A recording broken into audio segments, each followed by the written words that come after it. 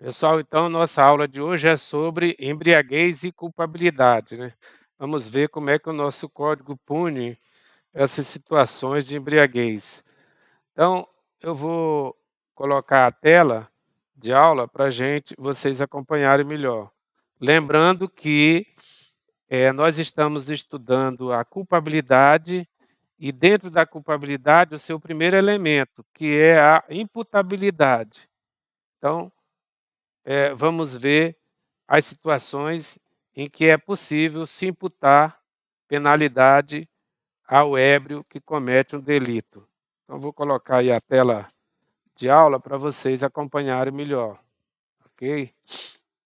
Antes de propriamente de entrar nas formas de embriaguez, eu gostaria de relembrar a vocês quais são os fundamentos da culpabilidade. Então, a culpabilidade é fundada nesses dois elementos: no entendimento da ilicitude do fato que o sujeito deve ter e a capacidade de autodeterminação, ou seja, direção da sua conduta. O sujeito deve ser capaz de ajustar sua conduta de acordo com o entendimento da proibição. Sem esses dois fundamentos, não é possível punir o agente, ok? Então, o sujeito que tem presente no fato esses dois elementos, então ele pode fazer uma opção por uma conduta lícita ou por uma conduta ilícita. Naturalmente que aqui ele vai ser inculpável, porque a maioria das condutas que o homem comete são lícitas. Então a maioria das condutas não interessa ao direito penal, são inculpáveis.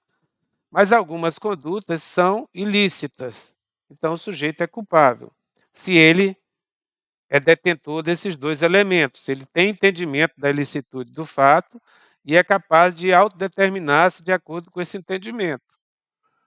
Então, se ele tem esses dois elementos e prefere praticar uma conduta ilícita, então ele é culpável. Ok? Mas passando aqui para a embriaguez propriamente, então as formas de embriaguez que nós temos no nosso ordenamento e na doutrina.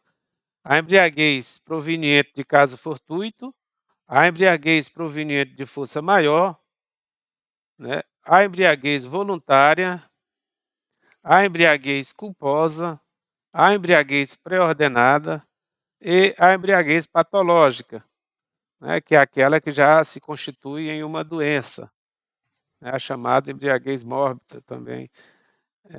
O sujeito aqui é equiparado a um doente mental, a embriaguez crônica, né? E, portanto, ele não é culpável se, nesse estado de embriaguez completa, vier a cometer um delito. Mas vamos ver como é que o nosso código pune essas embriaguez, como é que é o processo de imputação dessas 5 embriaguez que nós acabamos de elencar aqui para vocês.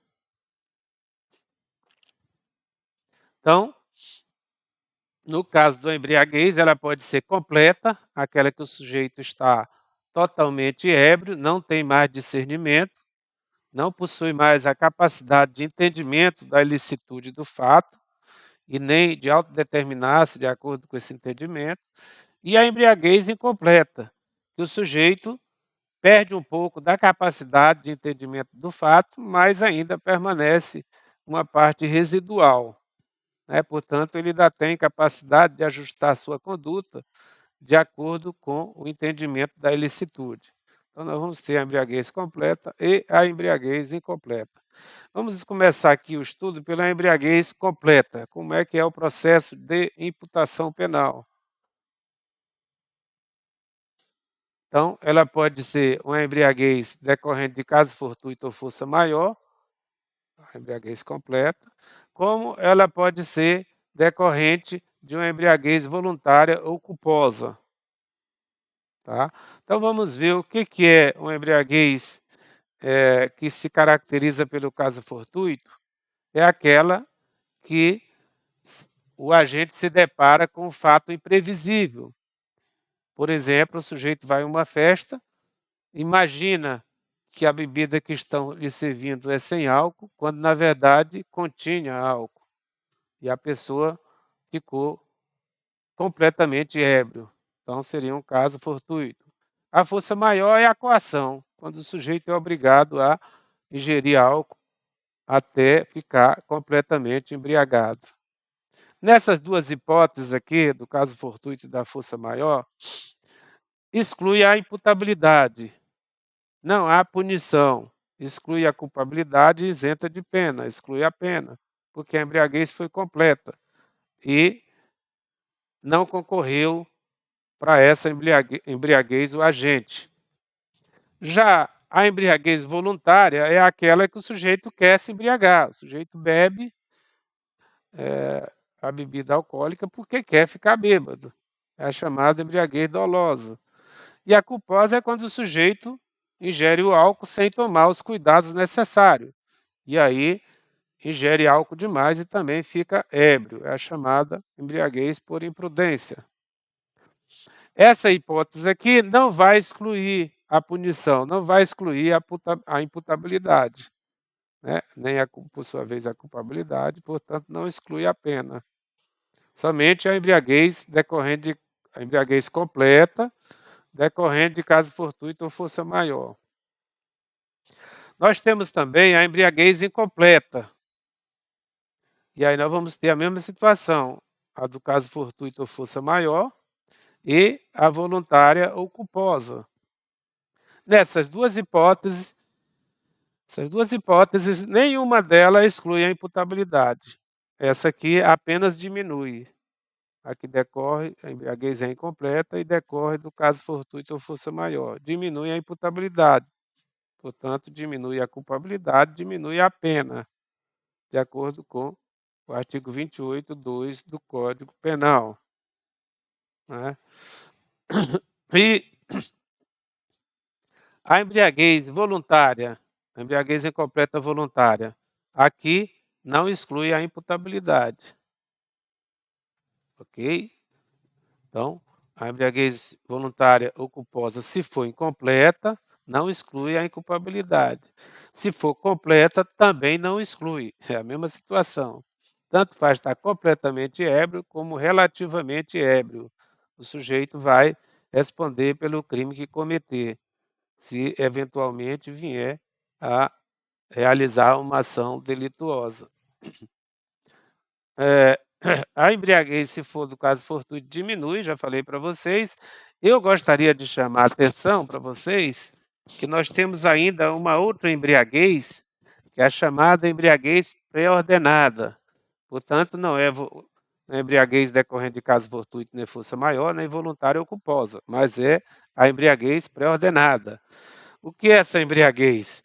É aquela em que o sujeito fica completamente ébrio para criar coragem de cometer o delito.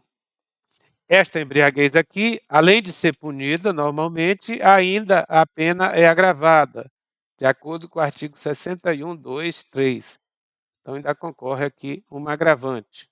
Ok? Então essa não precisa de muita discussão na sua punição. O que eu gostaria de chamar a atenção para vocês é aqui, na embriaguez completa,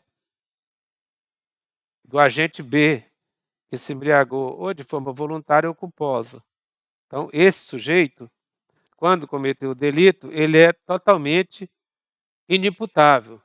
Mas a lei brasileira considera que o autor deve ser punido como se fosse imputável. Quando, na verdade, esse sujeito aqui, ele está na mesma condição do agente A, porque eles se encontram completamente inimputáveis nessa situação. O que se conclui?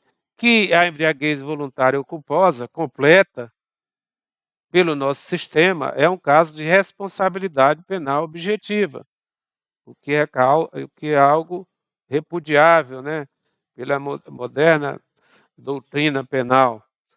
Né? Então,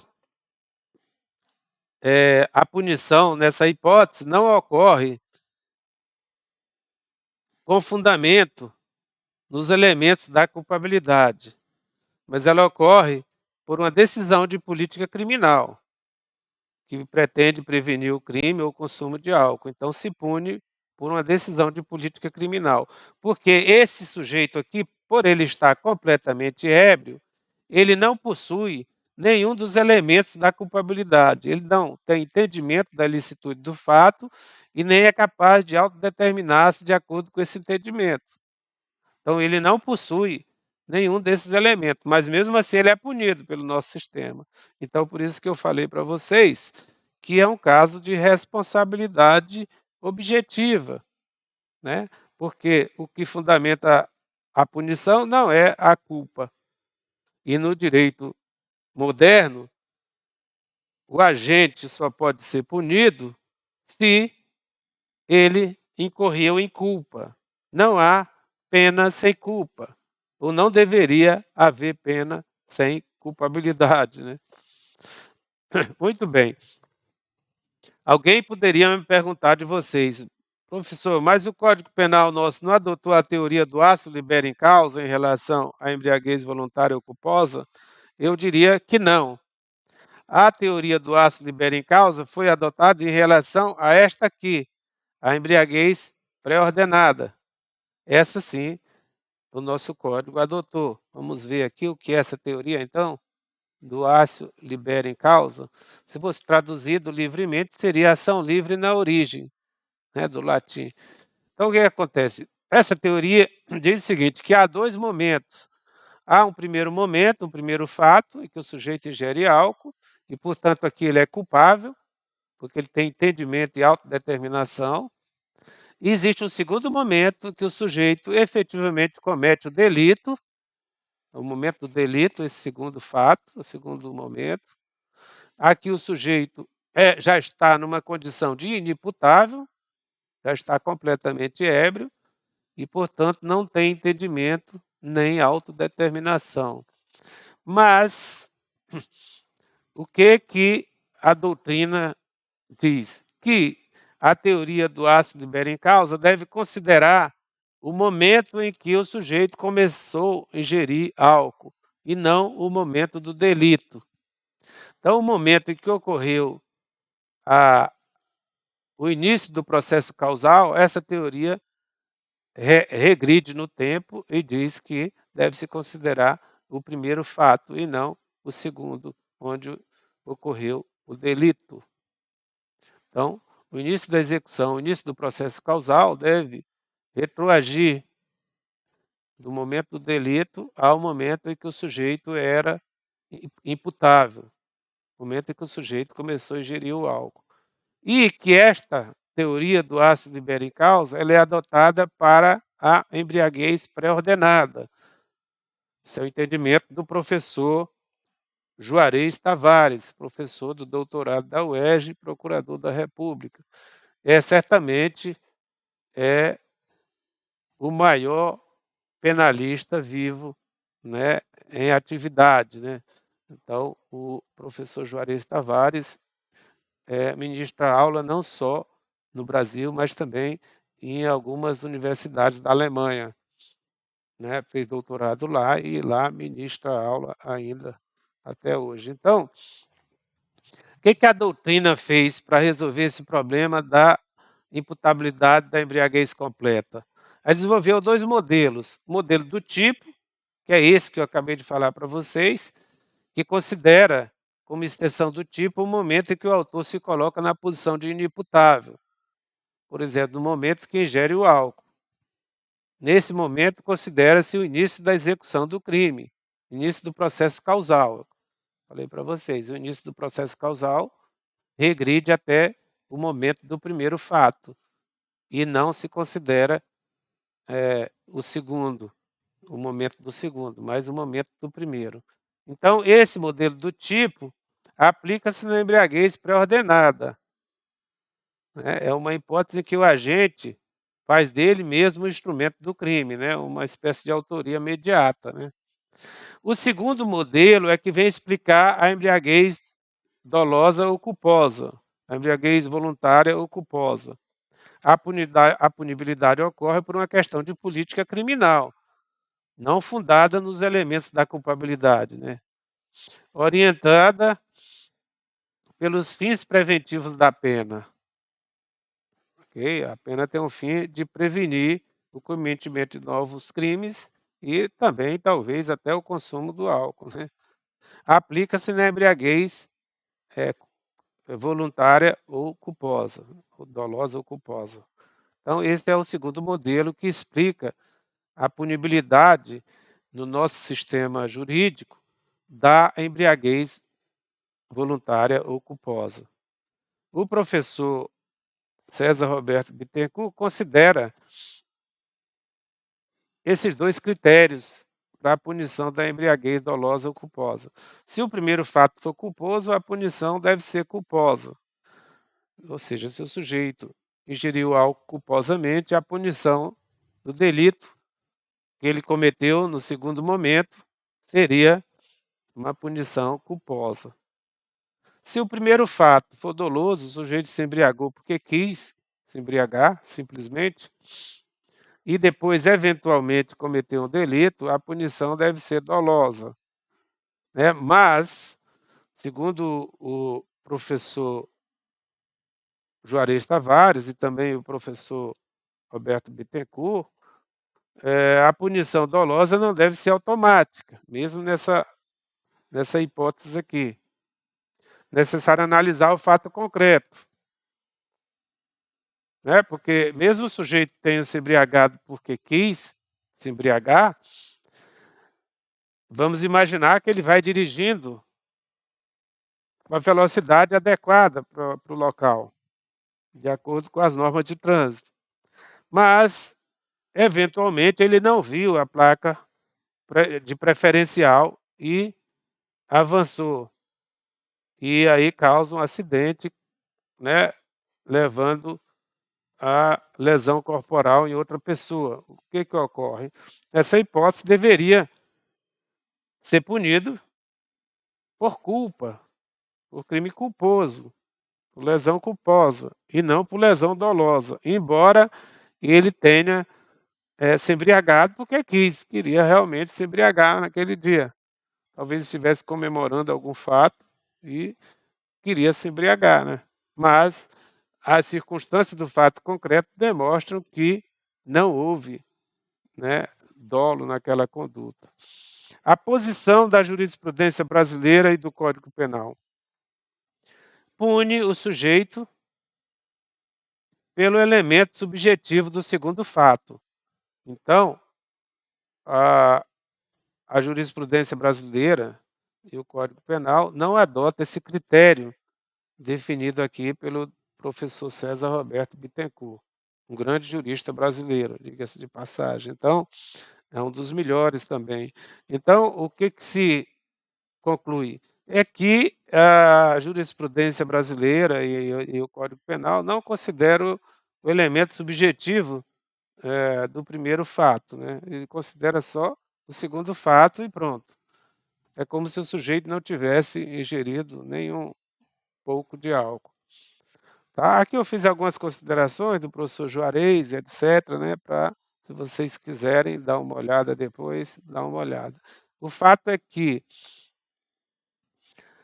a embriaguez, eh, ela no nosso sistema, como falei para vocês, esse caso aqui da embriaguez voluntária ou culposa é um caso de responsabilidade objetiva, na minha opinião, e na opinião também de grandes professores como Juarez Tavares, César Roberto Bittencourt e etcétera, que a punição aqui não segue os critérios da culpabilidade, não segue se não verifica se está presente os elementos da culpabilidade, mas simplesmente se pune porque se quer punir, para prevenir o crime ou até mesmo o consumo do álcool. Então essa punição da da da do agente B aqui, da embriaguez completa, voluntária ou culposa, é uma punição, eh, sem fundamento na culpabilidade, sem levar em consideração que o sujeito não tinha entendimento da ilicitude do fato e nem tinha autodeterminação, ou seja, não tinha capacidade de dirigir sua ação de acordo com o entendimento da antijuricidade. Porque se nós verificarmos, esse sujeito aqui, o agente B, ele está na mesma condição, do ponto de vista de imputabilidade, do agente A, daquele que foi embriagado, por caso fortuito ou força maior. Esse é isento de pena, o agente A. O agente B, na mesma situação de imputabilidade, é punido, tá. Então por isso que se conclui que é um caso de responsabilidade objetiva. Ok, gente? Por hoje é só. Muito obrigado pela atenção e até a próxima.